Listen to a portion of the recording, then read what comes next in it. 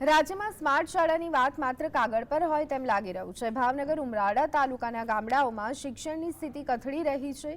તાલુકાના દેટકડી, કેરિયા અને ધામણકા ગામની શાળામાં એક જ ઓરડાઓથી વિદ્યાર્થીઓ પરેશાન છે। વિદ્યાર્થીઓ ખુલ્લામાં બેસી અભ્યાસ કરવા મજબૂર બન્યા હોય તેવો વિડીયો વાયરલ થયો છે।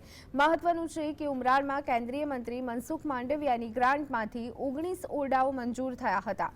તેમ છતાં આજ દિન સુધી ક્લાસરૂમનું કામ શરૂ કરવામાં આવ્યું નથી, ત્યારે વહેલામાં વહેલી તકે આ કામ કરવામાં આવે તેવી માંગ ઉઠી રહી છે।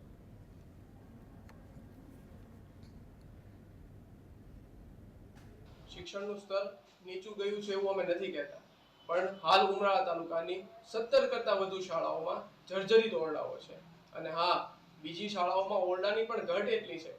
સાંસદ શ્રી કેન્દ્રીય મંત્રી મનસુખ માંડવિયા જ્યારે અહીંયા ઉમેદવારી કરવાના હતા ત્યારે અદદ રકમ ફાળવી હતી, પણ અચાનક પોરબંદર જાહેર થયા અને એ રકમ સાથે ગાયબ થઈ ગયા।